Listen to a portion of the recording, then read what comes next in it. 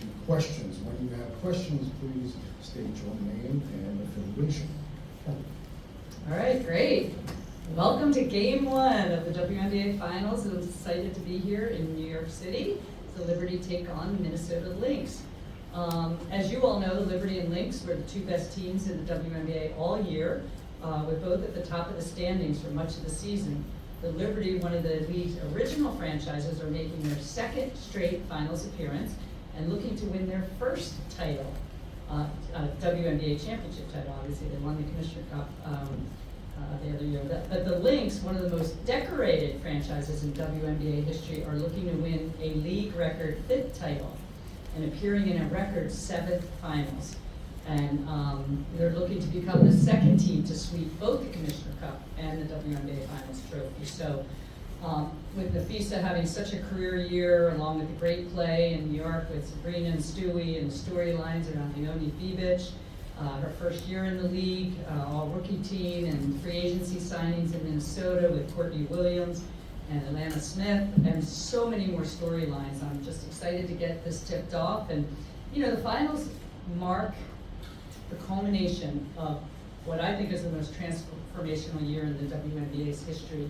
You saw all the statistics we put out: viewership, attendance, merch sales, digital engagement, at or near record levels. And to put it in perspective with a few stats that bring insight into what has happened, the WNBA significantly outpaced the industry in average consumption of live games in 2024. Fans watched 30% more minutes on average of each WNBA game in the 2024 regular season.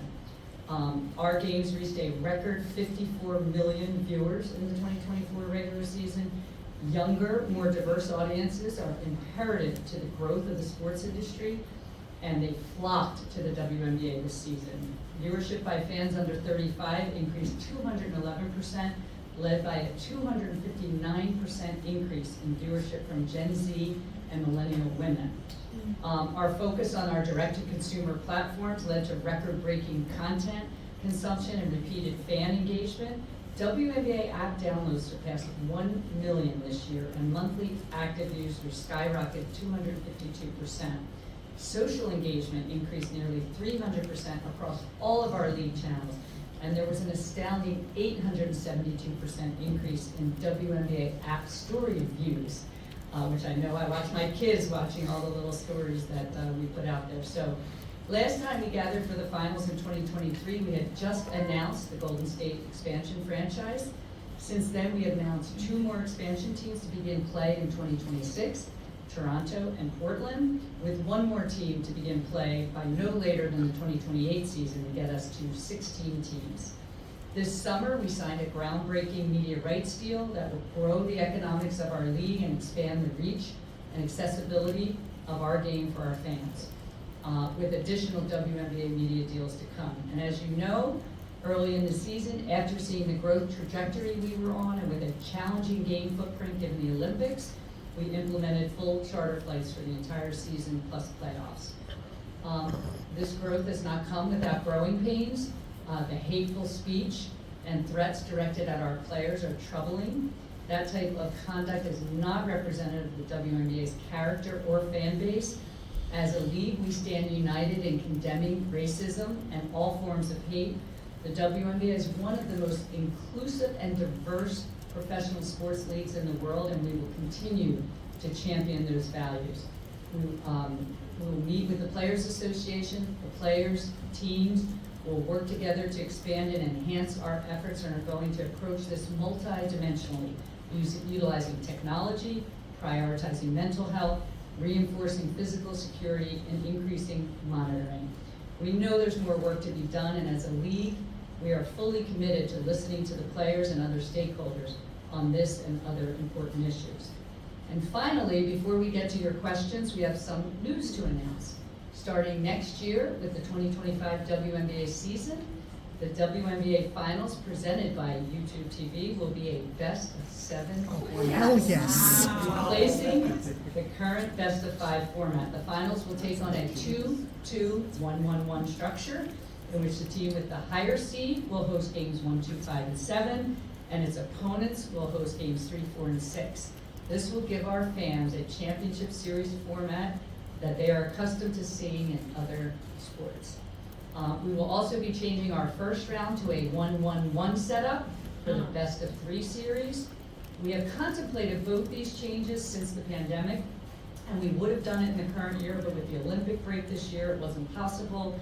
But now that we have charter throughout the season and playoffs, it's feasible. So to summarize, in 2025, we will have a best of 3 first round, 5 in the semifinals, and 7 in the WNBA finals. So in addition, the 2025 regular season will increase from 40 to 44 games per team. And honestly, the league's growth and increased demand for WNBA basketball make this the ideal time to expand the schedule, lengthen the finals, and provide fans more opportunities to see the best players in the world compete at the highest level. I also want to take the opportunity to let you know that the WNBA Draft Lottery 2025, presented by State Farm, will be broadcast on Sunday, November 17th at 5 p.m. Eastern on ESPN. With that, I want to thank you for your coverage this year. It really has made a difference. So I'm really very grateful to be standing here as the commissioner of a league that has been through so much, and to have you all in this room and reporting on this league as you have all year. Very grateful for that. So with that, happy to answer any questions. Ron, over to you. All right, thank you, Cathy. We'll begin with our first 3 questions. Will come from the front row to your left. Hey Cathy, Doug Flower, Associated Press. Glad to hear the playoffs are expanding for everybody. You saw a big smile on my face, didn't you? I did, yes. And I'm sure that people out there have equally big smiles when they hear the news. If I could take you to a little bit what you said about the racism and sexism and the issues that this league faced this year. It's not a simple answer for you guys. What can you tangibly do? Because a lot of it's online trolls that hide behind a keyboard as opposed to literally going and seeing someone saying something in the stands, which I know may have happened as well. But what can you guys do to help the players, we not have to deal with as much as they've dealt with this year, it seems, more than the other year? Yeah, first of all, there's no place in sports for this. It just, continue to condemn it, continue to be a voice on this. Also, I mean, I think we have been already meeting with some technology providers. I think there are some technology solutions out there that we could deploy and employ. Of course, we want to meet with the players and see what they want to do around that, but there are some technology companies we've been meeting with to see what we can do, and it just is something where we have to continue to be a voice for this, a voice against it, condemning it, and making sure that we find every opportunity to support our players who have been dealing with this for much longer than this year, by the way, and I think Sue Bird said that the other day very eloquently, and we need to continue to see how we can support the mental health resources, physical security, cyber security. So we're going to attack it, as I said, multidimensionally, and we're going to try to figure out how we can best work with the players as to how they want us to help solve this issue. Staying in the front row center. Yeah, Commissioner Michael Lobo, ESPN.com. With the expansion of the playoffs and 44 games, can you tell us maybe a little bit of what you guys have thought in terms of the parameters of the season? And does it start a little earlier, go a little later? And even if there's different things like the back-to-back games and cities that you do to try to help with the compression of the schedule and travel? Yeah, well, next year we do not have any international competitions, so no FIBA World Cup and no Olympic break, so we should have a nice footprint. It's hard to start much earlier because we obviously have the college season. The college draft is such a great feeder system into the WNBA and creates a lot of excitement, as you've seen over the past few years and probably since the league started. So I think probably not starting much earlier. Certainly we're well into October, by the time we finish finals, especially if we go to 5 games this year, next year 7. So we'll go a little later, probably in October. But again, we'll have a decent footprint next year to fit in the 44. Remember, we have an additional team joining next year as well in Golden State Valkyries. And so I think it'll be great. We'll have obviously the condensed Commissioner's Cup few weeks culminating in that championship as well. So I think next year will be a good footprint. We'll have to look the following year because that is a FIBA World Cup year. And then obviously it will be good in 27, and then 28 will be LA 28. So it's a constant balancing of the schedule, Michael, and I think we feel really good about where we'll be next year for sure on the footprint. Next question, front row center.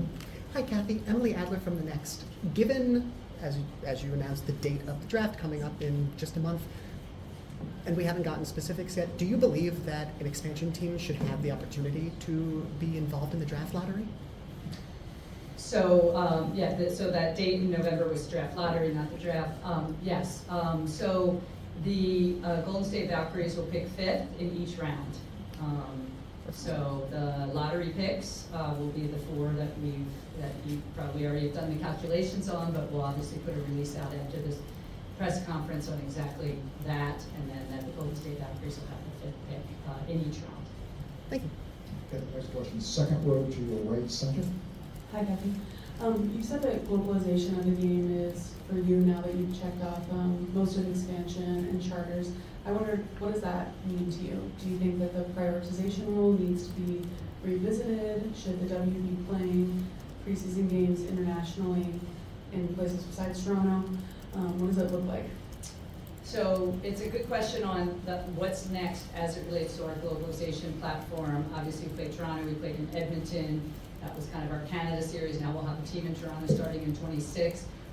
Yeah, sure, we'd like to play in more places, EMEA, longer term Asia, Africa, certainly Latin and South America. I know Mexico City has shown interest, as well as a variety of other cities across the world. Obviously, I was in Paris for the Olympics this year. It was amazing, the support for women's basketball there. Never forget on the Friday night when Belgium played France in the women's game. I mean, I'd say that was the best crowd that I saw watch a game there. Obviously, a lot of Belgians could drive there to Paris. So it was great to see the growth of the game globally, and I think our players represent such great role models and to those communities and lifting women. I've admired what the NBA has done with their global games platform, playing around the world, and I think we'll be on a path there as we get into 2025 and beyond. What about prioritization being revisited? Well, that'll be something, I'm sure, in collective bargaining that we'll sit down with the Players and Players Association. I think one thing that you noticed in the last year or two, particularly this year, a lot of our veterans were in camp, training camp. Obviously, they have to show up on May 1, and I think it was important. I think you saw the quality of the game in the first few weeks because of that, and I also think you saw the quality of the Commissioner Cup play, which is towards the front half of the season, to give that some more relevance. So, again, I'm sure it'll be something we continue to discuss and talk about. Cathy, staying in the second row, center. Hi, Jackie. Hi, Cathy. My mind's moving quickly. Jackie Powell, the next. To build off the question about prioritization, I'm just curious what you know about how some of these international club teams have adapted to prioritization, and in particular what's gone on in Turkey. Yeah, so again, we work with FIBA, we work with, we're working with all the constituents on how we can make this all work, where they can have, vibrant competitive seasons, we can have our vibrant competitive season. Obviously, some have moved their dates to end earlier to make sure that those vets, remember, our prioritization rule does not apply to rookies in the first couple of years, but for those vets to come over and play in the best league in the world. So, but we have a good relationship with FIBA, working through with them. And again, I think in 2025, that's another impediment to starting earlier, to the question earlier about starting earlier, not only the college draft and college season going into the beginning of April, we need to have a training camp, but also the Euro leagues as well play into April now, into May. So I think on balance, I think we all want to grow the game globally, and I think it's going to come down to footprints and seasons and how we can do it, which is why most of what we're doing, expanding our season, will be on the back end. Cathy, next question, second row, all the way to the left. Hi, Cathy. Sabrina Mersh with The Athletic. With the potential opt-out day coming up for the CBA, do you expect the Players Association to opt out? And have you been discussing with owners the prospect of that happening? Yeah, absolutely. I mean, we're always scenario planning around a variety of different outcomes, and certainly I engaged with NECA and Terry throughout the year, every month, every other week during the season, and I think really respect the player leadership, and I think this is going to be an opportunity to listen to one another and take this league to the next level for generations to come. So I look forward to building the future of the league and sitting down with the players, whether they opt out, not opt out, but I suspect that given the transformation of the league that we've been working so hard on, building this long-term economic model. We've already returned to the players through charter, through increasing playoff bonuses a couple of years ago by over 50%. So we'll continue to do that, and then when we get to the bargaining table, we'll continue to talk about the issues that are most important to the players. So we actually look forward to engaging in that now that we've kind of gotten the media deal we discussed, corporate partners, just everything. There's virtually not a sporting event you can turn on where one of our players is not in an ad spot. That was not happening 5 years ago. And look at Aaliyah Boston and Sabrina and Asia and so many of our players in these ad spots. And I think that's a good sign too as we think about the future of this game and the future of the agreement between the Players Association and the owners. Staying on the left side of the room, row 3. Hi, Cathy. I'm a bachelorette with Sports Illustrated. With the increased attention this year, there's also been increased scrutiny about the quality of refereeing. Curious if there has been any conversation about whether it's referee pay, referee training, anything to ensure that is as good as it can be. Yeah, the one thing as a very long-term sports fan I know is that officiating and refereeing is always at the top of the fans list, of the media's list. Obviously, we work hard on training. We work hard on consistency. Obviously, not every, they're humans. Looking at technology. Basketball is a little more complex than tennis, for instance, around technology of officiating. So we're looking at a variety of different dimensions, but we'll continue training. We have a lot of veteran officials. We'll see them out here working the finals. But we always know there's always work to do, always get better. We review in our competition committee meetings, officiating and points of emphasis and things like that. We'll caucus with Bethany Donovan, our head of league operations, and our referee operations as well, and we'll caucus to make sure we're putting out the best officiating we can. But I know it's a passionate issue. Every fan group, I love when I go into market, and every fan group I meet with, they usually wait and ask it as the last question of the night, but they do ask about officiating, which I appreciate the passion for that. Kathy's second row to your left. Hey, Cathy, Ben Pickman from The Athletic.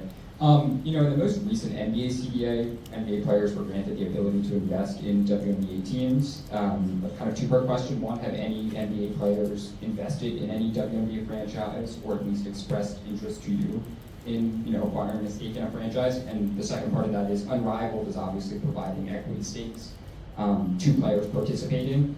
Is that something the WNBA would ever consider, granting active players an equity stake?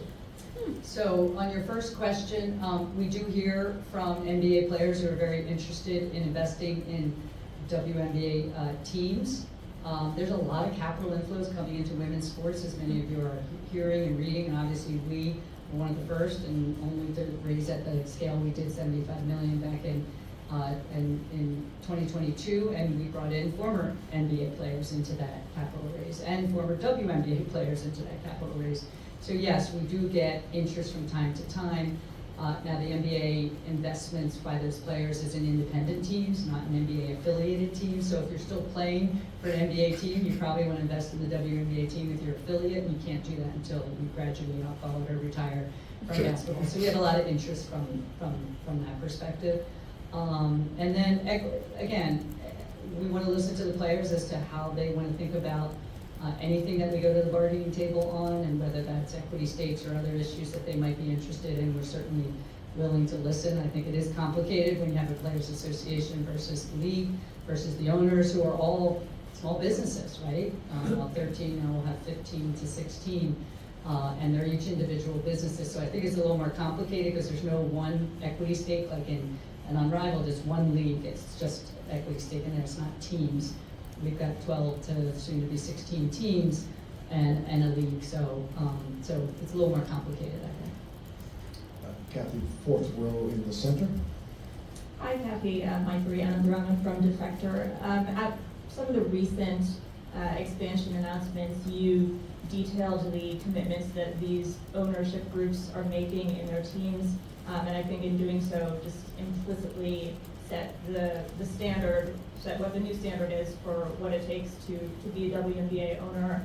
And it seems like that standard is higher than it ever has been, for obvious reasons. to the point where I wonder if certain existing ownership groups do not meet that standard, and if they hypothetically came to you and described their current situation, but did so as an expansion bid, maybe they would not be awarded a team. You've said that, like the free agent market, some of that stuff will just incentivize owners to invest, but is there ever a point where the league would step in and mandate certain facility requirements or arena availability requirements, and even things that maybe would be less on the player experience side, like staffing, business side staffing, front office staffing? Yeah, it's certainly something we look at for all of our teams every year, as well as obviously, as you mentioned, the expansion teams. I think my comments on the expansion teams were, you want to make sure the expansion owners know when they're coming into this league, it's a competitive league. Free agency is competitive now, and you know, all of our owners are investing. You see investing in practice facilities and other player experience, and I think we want those expansion teams to come in and be the most successful they can. And I think, you know, you may have a different view, but I think our current owners are all rowing in the same direction as far as how they know they need to get free agencies to build a championship squad, and you know, obviously great rookies too become veterans later on. So I don't have a bias against any one team. Obviously we have teams playing in different size arenas, and you saw some teams upgrade those arenas for certain games this year, and I thought that was a sign and signal that as attendance has grown across the league, that we can play in bigger arenas. I think when I came into this league, someone said you should all be playing in 5,000 seat arenas. Can you imagine what you're going to see out here tonight? If that was in a 5,000 seat arena, you know, no, there's going to be 17,000 plus people here. So, and we had our highest attended game ever, over 20,000 in Washington this year. So, so I think we do have standards, by the way, across the board for facilities, practice facilities, and things like that. But those are all, I mean, the owners are now know that there's an edge to showing a player investment in, you know, the things like facilities, et cetera, and especially practice facilities. I was in Phoenix for the All-Star game this year, taking a tour of their new practice facility as they opened it. Vegas has done it, Seattle's done it, Dallas is going to do it. I think Phoenix, I mentioned, and Chicago is looking at upgrading. So I think all of our, and we already have some great practice facilities already in the league, in India, Minnesota, et cetera, and here in New York. So I think, again, there's no, we do have standards, but there's nothing where we're saying any one owner is not up to those standards today. All right, we have time for 2 more questions. We're going to have 1 more from the room, and then we'll go to Zoom for the last question. Cathy, the next question to your right in the front row. Mr. Jonathan Tamble of Philadelphia Inquirer. So last month, the 76ers said on the record that they have been engaged with the league on the process of bringing an expansion team to Philadelphia. I was hoping you'd say whether that's true. And I realize I've asked a similar question before, but I was hoping, since they've said something, if you'd say whether that's true, and if it is or isn't, by when do they have to have everything tied up, done, sealed, given the arena situation they have? If 28 is when that expansion would stop after that for a while, when working backwards from that, does everything have to be done sealed? Yeah, so just in general for the 16th spot, as I mentioned, the good news is we have a lot of demand from many cities, I'd say 10 or so, maybe even plus at this point, because I think the more people are watching the WNBA and seeing what we're growing here and seeing these players and the product on the court, more people are interested in having it in their cities. They see the economic impact of having a WNBA team in their city, the role model in the community these players represent. So I've said Philly is on the list, and Philly is on the list. We're not, now that we have the 3 teams, 2 in 26, 1 next year, we're not in a huge rush. We'd like to bring it in 27 or no later than 28, as I mentioned.